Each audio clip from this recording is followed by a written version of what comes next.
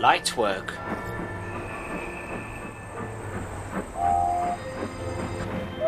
It was late December, and the Christmas holidays were drawing to an end. All over Sodor, people and engines alike were preparing to go back to work. But before the month was out, there was still one big event that everyone was looking forward to: the New Year's Eve party. With the show starting just before midnight, the Fat Controller always ensures Sodor welcomes the New Year in fine style, with Catherine wheels, Roman candles, and even sparkling dragons. But early that morning, the Sodor lighthouse keeper awoke to a worrying discovery. Bless my barnacles, the boat's gone, all out under it all. After all, the ship's a sea don't stop for a New Year Eve show like everyone else. Or how to get a replacement before tonight.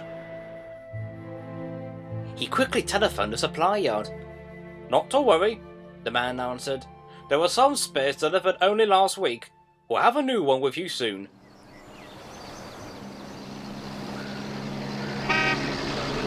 The lorry made good speed. That is, until it reached the coastal road.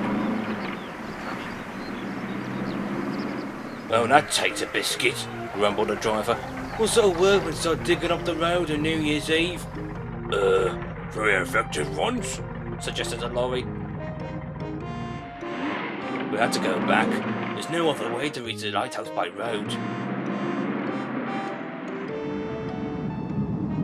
Then the driver spied a nearby phone box. "Hang on, I think I know where to go." I'll give up. Who does everyone on this island usually turn to when they're in trouble? The Fat Controller, of course." The Fat Controller was at home when he got the call. "What about Harold?" he asked at first. "Oh, a vintage art show on the mainland, you say? I see. Very well," he went on. "In the light of the urgent situation, we must try. A delicate load such as this requires a steady engine. I'll send Edward to collect the bulb." Edward was delighted when he heard the news. "I enjoy running this branch as much as any engine, but a trip along the main line should make a pleasant change." "Just make sure you're finished in time for the party tonight," Bill teased. "Yeah, wouldn't be the same without you telling us to behave," laughed Ben. Donald was more serious. Pay nurse no mind," he advised. "I see there's no sense in making a rush job of it. After all, there's always some silly flashes and bangs in the sky. Take care." "No fear," smiled Edward. "My rushing days are long past. Anyway, I'm sure I can make it steady and be back well before the party starts." "Go on, steady Eddie, do us proud," the twins called after him. They began to giggle when a sharp frown from Donald sent them hurrying out of the shed.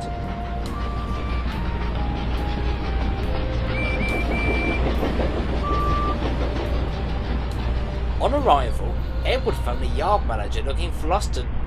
"It's ridiculous," he fumed. "The Fat Controller rings up out of the blue and asks me to find a way of transporting this very special load. Look on the side of it.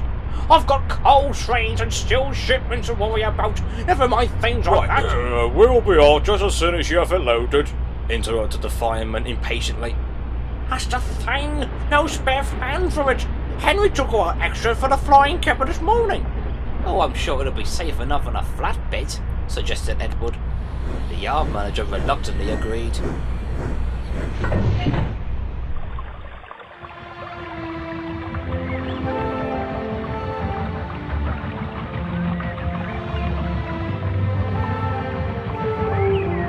Edward was soon on his way out to the open countryside.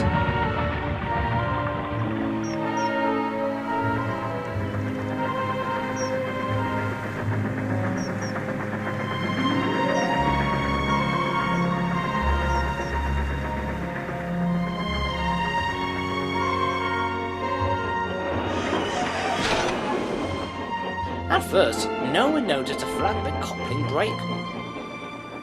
Edward thought it was a bump in the track and steamed cheerfully on. As for the guard, he was too busy in his van doing a crossword puzzle.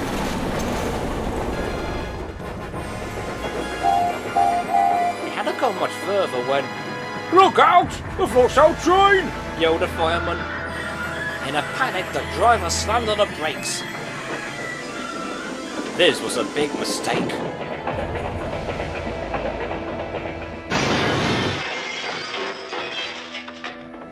Edward's crew got out as a fade of damage, and a guard staggered from his fan to join him. "Ooh, what happened?" he groaned. "It felt like the express ran into us." The fireman carefully prized open the crate, and the three men peered inside. "As I thought," said the driver glumly. "That jolt damaged the bulb. It shattered into pieces. On the bright side, it's given me 10 down." "Shatters?" grinned the guard. Never mind your crossword, snapped the fireman. let's go before another train really does run into us. Edward cautiously puffed back the way he came. He hadn't had an accident like that for years, and felt rather shaken.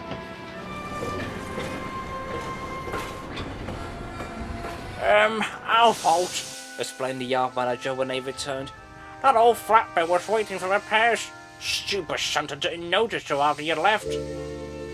This made Edward feel a little happier. A replacement load was quickly organised. Do take care of that one, warned the yard manager as Edward steamed away again. Now, Edward may have been in good spirits, but he was still an old engine and tired more easily than his friends. He'd already travelled a long way that day, and yet seemed to have gotten nowhere. all this chewing and throwing, He yawned. Normally, I'd have just finished my afternoon passenger run and would be taking a nap right about now.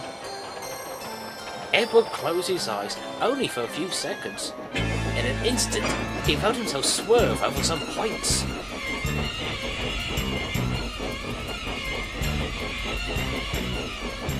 ouch! Cried a small voice. No need for that, we're not being troublesome anymore. Right in the middle of a lovely drink too, Grumbled another. Edward had run into some old trucks. Sorry to disturb you, said Edward. You can go back to sleep now. I wish I could.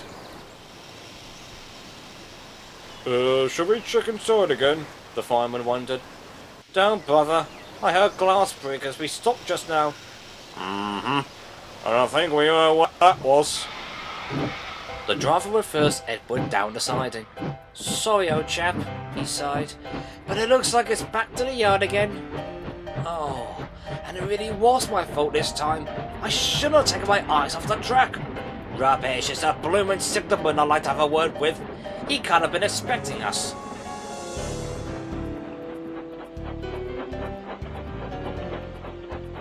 They reached a junction and had to wait. Sometimes I wonder, Edward huffed, to no one in particular, how much simpler things would be if we engines could set the points ourselves. Hey, be careful what you wish for, chuckled his driver.